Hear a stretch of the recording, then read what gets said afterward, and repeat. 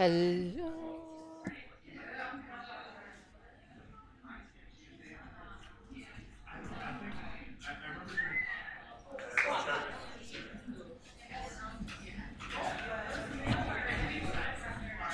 Hello, hello. Good evening, everyone.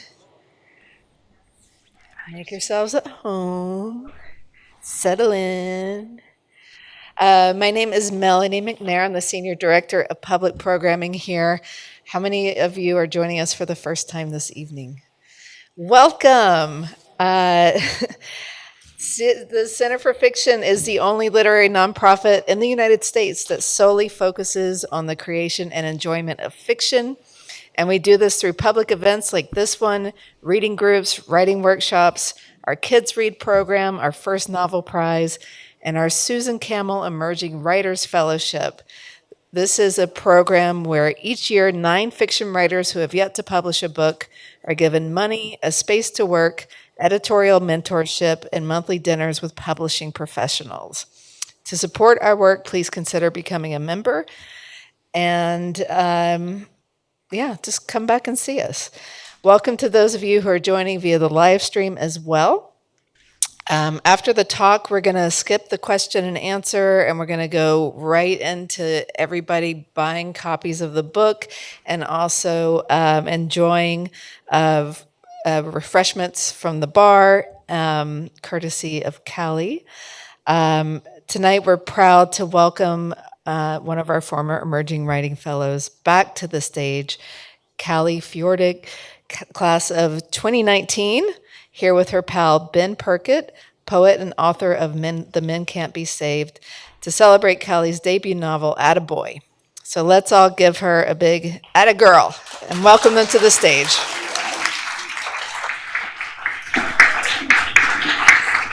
Thank you very much, Melanie. Hi, everybody. Hi.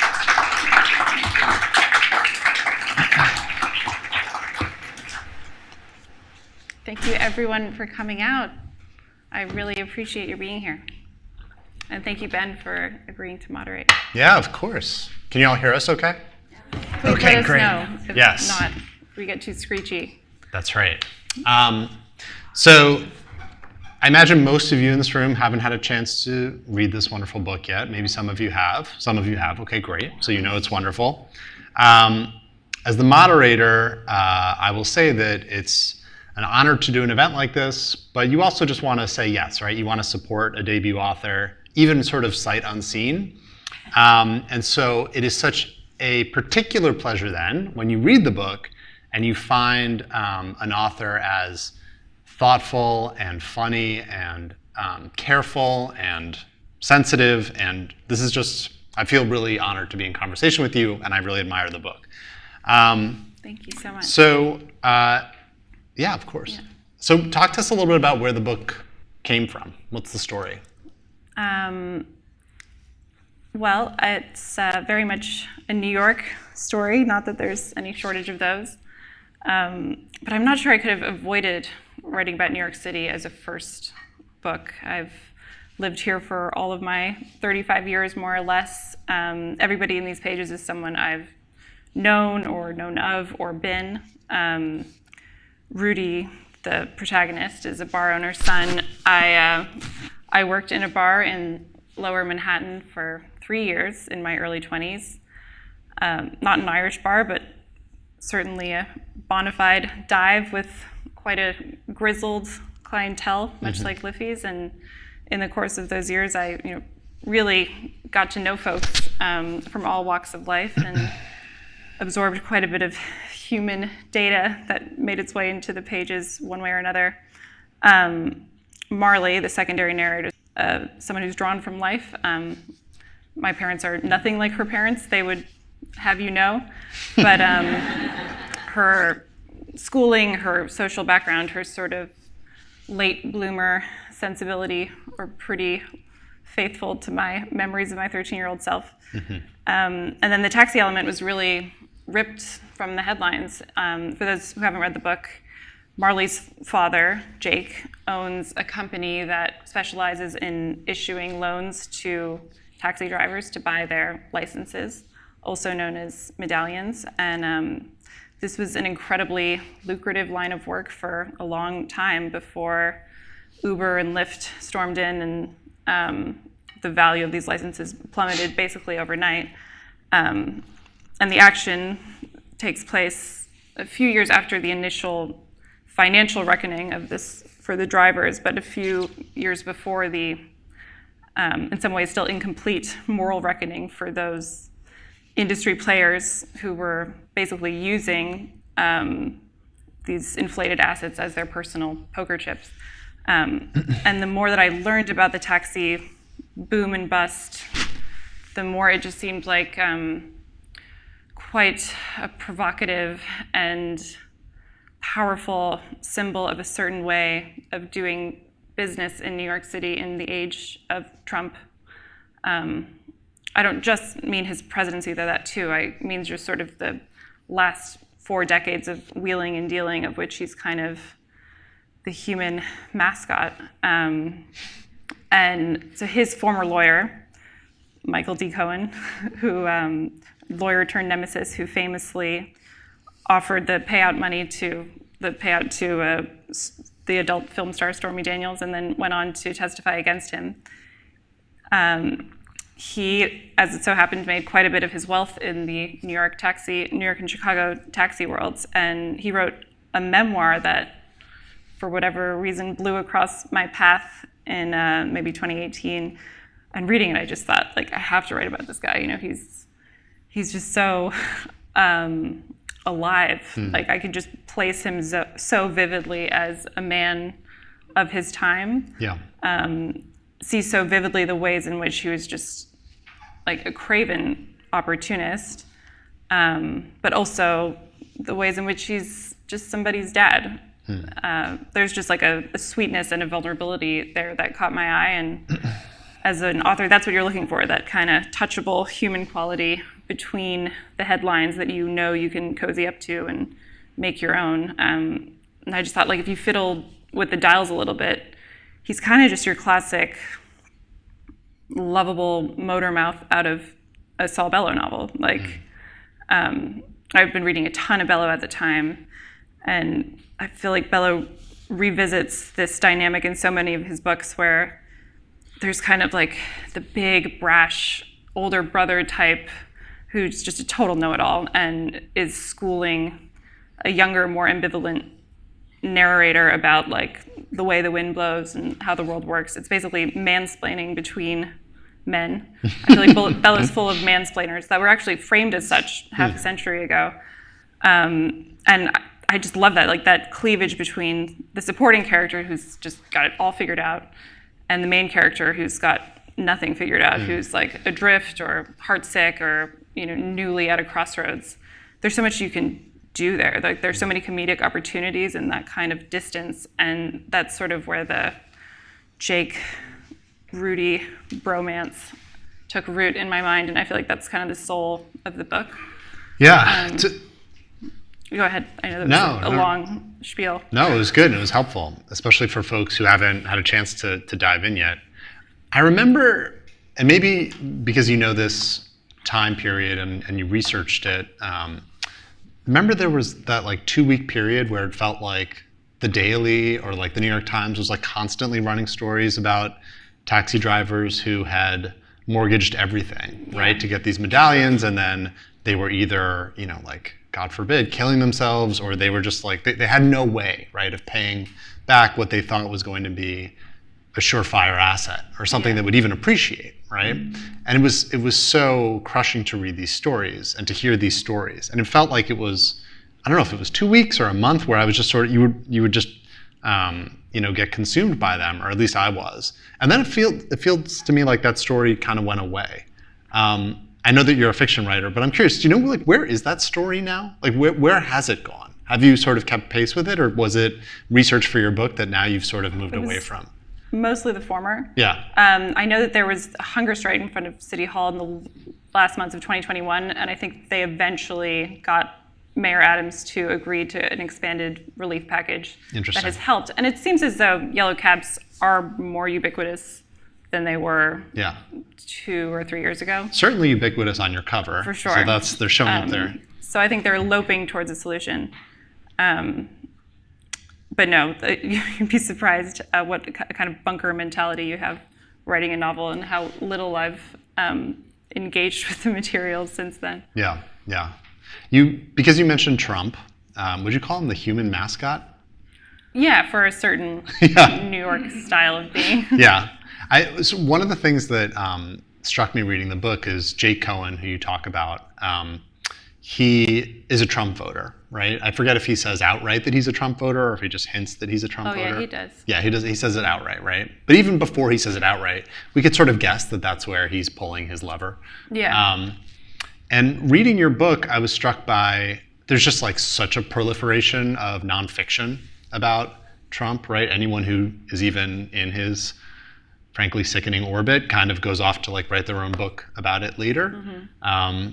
But I haven't really encountered all that many novels that approach it the way that you do and sort of create a character, a fictional character, as a lens through which not to sympathize necessarily, but just to maybe gain some insight or to understand. Do you want to talk about that a little bit relative to the creation of Jake Cohen as a character and also as a voter? Yeah, that's a great question. I'm not really interested in Trump as a personality or as a cultural fact.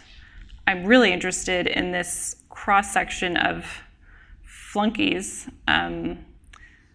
like Michael Cohen, people who maybe in previous lives were more democratically inclined or independents or most likely just apolitical, who found themselves kissing the ring, whether or not they were simultaneously plugging their noses.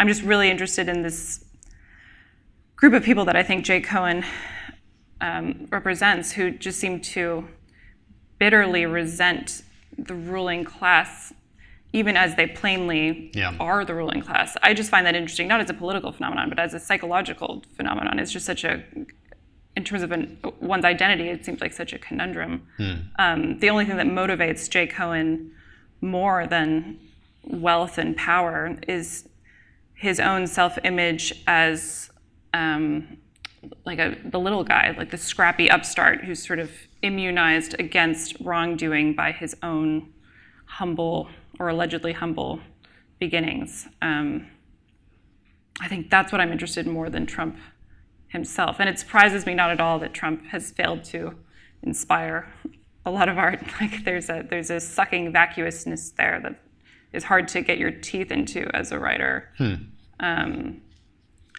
But yeah, I don't know. I'm not sure where I'm going with this, but like, if Jay Gatsby had to pretend to have come from nowhere, that Trump had to pretend not to have come from nowhere, that Trump 100 years later had to pretend to have come from nowhere. That's like, it's not my dissertation, that's someone's dissertation. There's like some distillation of 100 years. One of you will write this dissertation. Of 100 years of American history is somewhere in there. Do you think that's a uniquely New York personality trait, like that specific kind of striving where you have a tremendous amount of wealth, but the particular condo that you want to buy into, like the board doesn't look at you the right way, right? Yeah, maybe it's just constantly being bombarded with signs of those who have more. Bad for the soul. It makes me think of, we're both TV fans and both like Mad Men and both like Succession. We were talking about this before. And I feel like your book is so cinematic. I won't give anything away, but the last scene in particular felt very Sopranos to me in this really incredible way. And the reason I go to Succession is because Kendall Roy is like the ultimate striver, right? For those of you who've seen the show or love the show, he feels like such a New York, like a uniquely New York tragic hero to me. Yeah. And I'm just wondering if you could talk a little bit about whether it's the influence of TV, like prestige TV on your writing, or take the question more the New York side. Like, were there New York City novels? Because I love it. I love the novel writ large, but I love thinking of it specifically as a New York novel. Yeah. Were there New York novels that were on your shelf that you were reaching for in the process of writing this? Yeah, good question. Might be a bit of sacrilege. I actually have not seen all of Succession. I'm not a What? Really? Yeah, I don't know. Oh, wow. Okay. I don't Well, know. this interview's over. To me, it's like post-peak TV. Got it. It's like B plus A minus. Not to be, again, sacrilegious. But yeah, I totally hear your question, and I think I was definitely summoning some of that world. And I don't mean to be a Succession hater at all. But yeah, as far as New York novels go, so many novels are set in New York. Not that many novels are truly of the city and about the city. I certainly appreciate Ross Barkan, a wonderful writer, writes more cogently about New York than anyone I can think of. He compared it to Bonfire of the Vanities. Obviously, I'll take it. Like I'm down with this comparison. But I certainly wasn't setting out to write some kind of like probing, polyphonic examination of class conflict or anything like that. I knew that I wasn't going to write from the perspective of a driver, for example. It just wasn't that kind of book. Yeah. Randomly enough, when I was starting out, I was watching a lot of like 1930s screwball comedies, Preston Sturges and My Man Godfrey, that kind of thing, that are very socially aware and very alive to the fact of the Great Depression, but that take a slightly jauntier and just more playful look at social conflict. Yeah, I don't know. I really wanted to pay homage to like a bygone idiom of writing about New York. Writers like Pete Hamill and Damon Runyon, to incorporate that kind of 20th century swagger that's just become totally unfashionable in literary fiction, probably for good reason. I guess it's associated with a certain toxic machismo, but I didn't see any reason I couldn't, dust that off and make it my own. Like, I'm a youngish, woke-ish woman, and I like Damon Runyon and Frank Sinatra and Pete Hamill, so there's no reason to assume that they're uncool. As far as actual novels, Richard Price, huge. Ladies' Man, Lush Life was really big in getting me into Rudy's head. And a novel by Don Winslow, a cop novel called The Force. You may have seen it advertised aggressively on subways a few years back. I must have read it many times. It has that really cool kind of New York City picaresque. And I loved that. And then, well, not New York, but just the way Zadie Smith writes about London, just like the subatomic familiarity. I hoped that I conveyed some of that I'm not brandishing my knowledge. It's just sort of there in the book. Yeah. Well, it's also interesting, 'cause as you're talking, it's helping me refine actually my understanding of the book, because I'm saying it's a New York City novel, but the more I think about it, it's not really. It's a Manhattan novel. And I think when you talk about what's trendy and what's not, and I'm saying this in Brooklyn, so maybe this is heresy, but so much of the New York City novel is really just sort of like the Brooklyn novel, right? Yeah. And that shift, when did that happen? Did it happen 10 years ago? Did it happen 15 years ago? Where are we in that? Who knows? Yeah. But your book so clearly situates us. I sort of think of it as like a uniquely crosstown book, right? Because we begin in the 8th Avenue dive bar, and then, we sort of like take the crosstown bus over, and now we're in Park Avenue, mega wealth land. And you find a way to write credibly about both. Do you attribute that to the fact that you did work at that dive bar, and then you also are sort of, connected to this other world? Yeah, I think so. Thank you for saying I write credibly about both. That code switching isn't easy for anyone. Yeah. Certainly the details of Marley's environment came to hand a little, 10% faster, but, I've known and read about enough sketchy dudes in my life that imagining Rudy's world was not a huge imaginative leap. Yeah. But it's funny how there's the book you want to write, and there's the book you can write, and then the final product is kind of somewhere in between. This part of what I admire about your novel, some of my favorite books have just one voice and just one narrator. In my younger and more arrogant days, I used to think that switching narrators was kind of a cop-out, or that there was a sort of verse, chorus, verse, like schematic aspect to it, and I think in the wrong hands it can be. I wanted multiple narrators not just to provide a more holistic, view of the world, but mostly just because I needed a break from Rudy and his BS. Like sometimes you just as a writer need a release valve, and that becomes the decision. And in hindsight, it seems deliberate, but it really was just kind of feeling your way through the dark and doing what you can to sustain it. Yeah. Since we're very much in New York land, and we can move, I don't know, to New Jersey, which is where I live now. We can move to Jersey City in the conversation. Yeah. But since we're still rooted in New York, it makes me think of one of my favorite shows growing up, and it's okay if you hate it. But sorry, it really didn't mean to be. Well, like the way that Seinfeld, right, would sort of like weave together these 4 different narratives, and then by the end, like it wouldn't really weave them together, right? Like you're with Elaine, and then you're with George, and then Jerry, and then at the end there's like some sort of ridiculous thing that Larry David has cooked up, and they all intersect. Yeah. But that only works if you care about Elaine, and if you believe that the show can credibly do Elaine, and then same with Kramer and so forth, right? Yeah. And with your book, again, for those of you who haven't had a chance to spend time with it yet, I would urge you to do so. When we're with Rudy, who's sort of down on his luck, working at his dad's bar, but doesn't really want to be doing that, the book and the shape of the language is just different, right? The lighting is different, the voice is different. But then when we're in Jake Cohen's territory, it feels totally different. And the real intelligence of your book, insofar as I see it, is how you sort of credibly find these intersections and bring them into conversation and into juxtaposition. These 2 New Yorks that so rarely intersect, right? Yeah.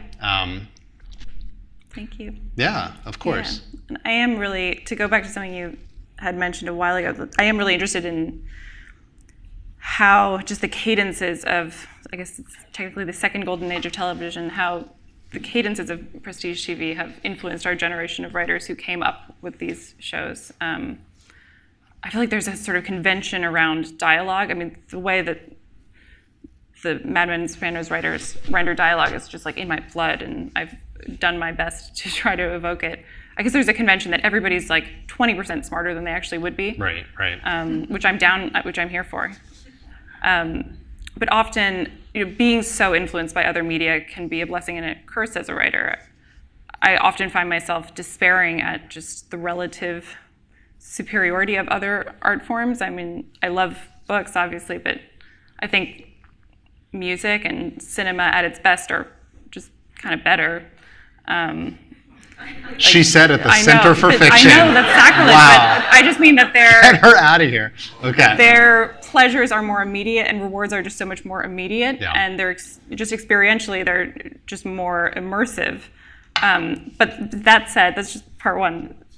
There are things that literature can do that only literature can do, and that's what I come back to. That's what I harden myself with, despairing that I have no musical talent. And I think about, what does cinema sometimes get wrong? What do TV shows get wrong? Like a show like Mad Men, which I pored over so much, sometimes to an embarrassing extent. What was the Achilles heel? It was the flashbacks. Yeah, like the flashbacks just kind of, they're so perfunctory. Yep. And you can see how kind of loveless they are, that they're just kind of shoving, there was no other option for the writers but to shove in a lot of backstory. They needed to be there. Right. But you realize writing words on a page, writing prose, you can capture memory and neurosis so much better than any other medium. Like the written word captures the act of thinking better than any other medium. And that's something that I really like to lean into. Like give me a neurotic narrator who's walking down the street and is remembering a conversation from 5 years ago that they can't get over. Like that's what literature can really do. If I want to see a sunset, I'll look at a picture of a sunset. I don't necessarily need it described to me. Yeah. But the act of thinking, just reified, is like, that's what I regard as sacred, I guess, in the written word. Yeah, I love that. It explains why literature attracts so many neurotics, right? It's yeah. like, that's what you do well, is writing the neurotic, and so it shows up there. Yeah. But you're absolutely right about, and we won't talk about Mad Men anymore, though it is my favorite show, but Same. You're absolutely right that the flashbacks that's where the show falls short, in my opinion. Yeah. Maybe we can fight later or whatever. But yeah, we can all just over brawl Manhattan about this later over Manhattan.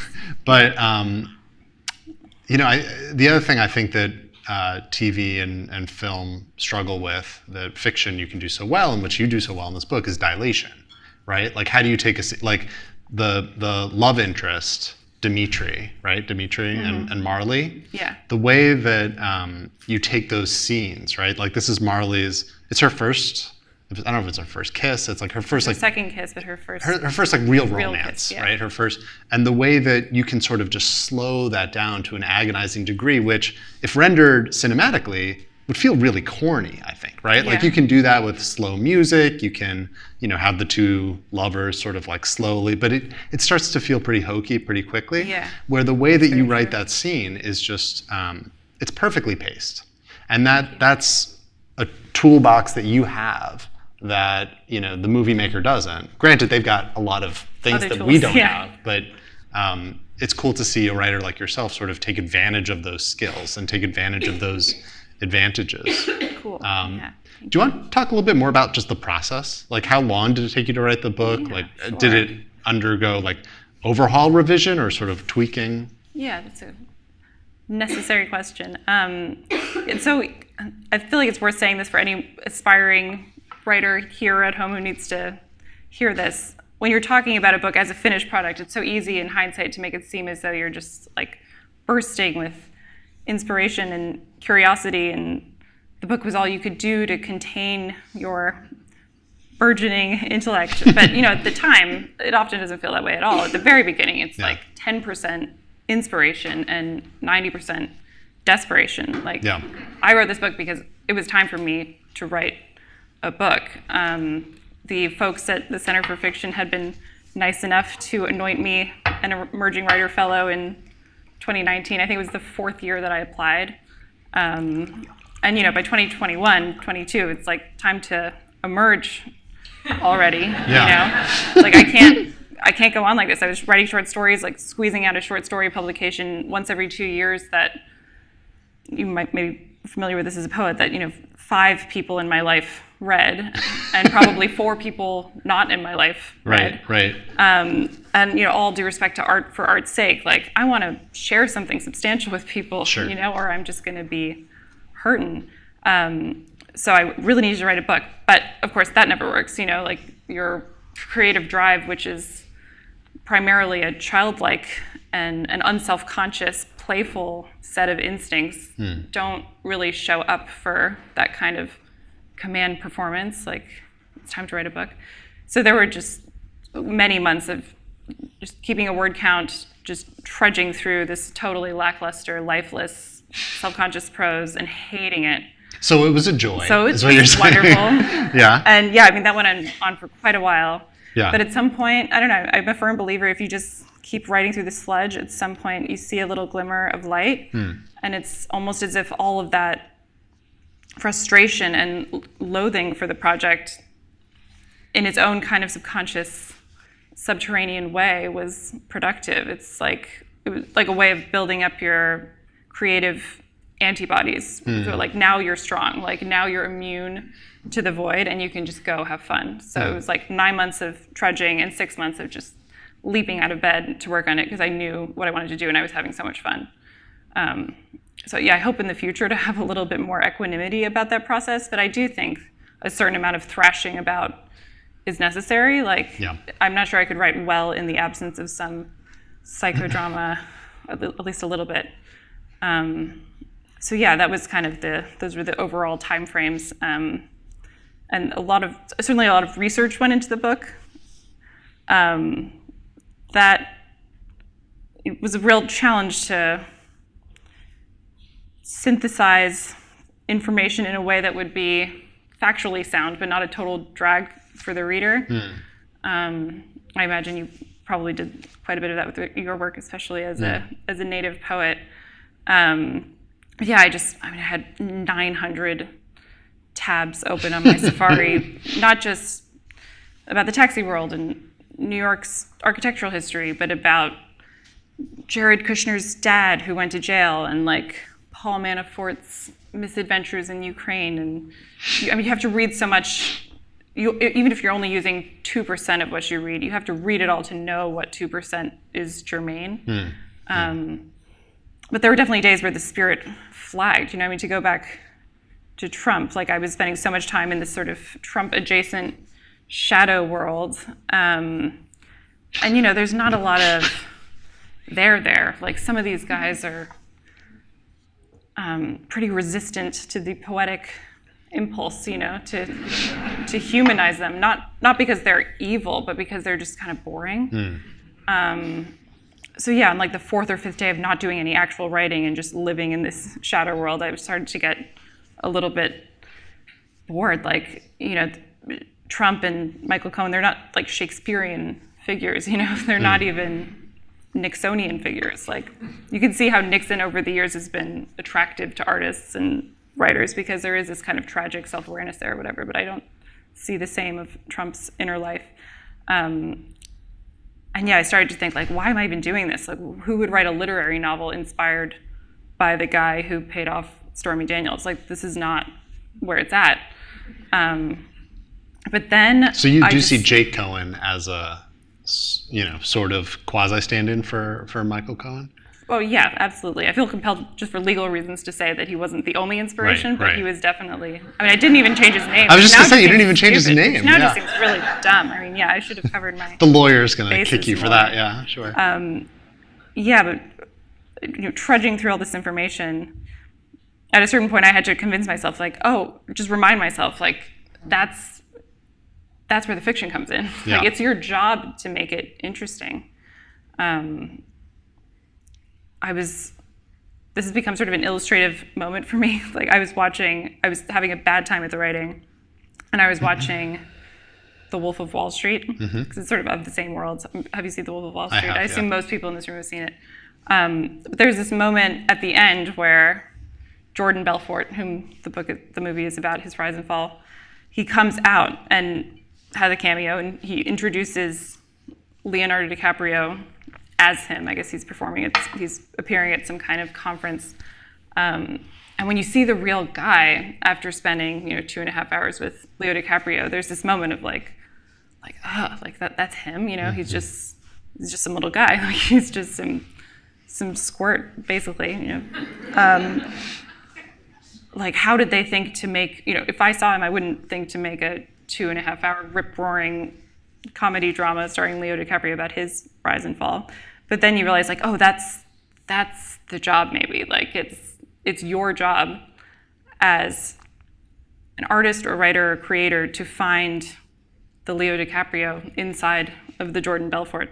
Like, not to say that all your characters need to be super sexy and glamorous and charismatic, but like, it's your job to externalize the big dealness and magnetism in people, because everybody's a big deal in their own mind, whether or not you agree with them. Like, that's the job, and the fact that it doesn't appear to be the provenance of literary fiction is actually all the more reason to handle it.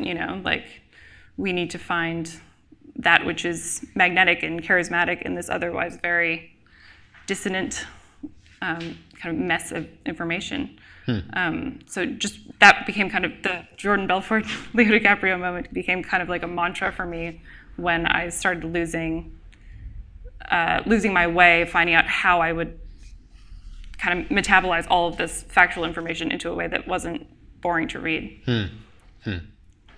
To shift just a bit, your book is so funny.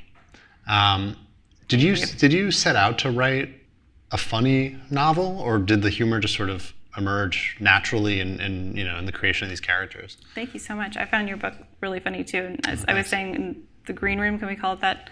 It's just a rare book that actually makes you laugh out loud. Like, so much fiction makes you kind of elicits sort of a mental smirk, but to actually laugh out loud it's hard to quantify what that is.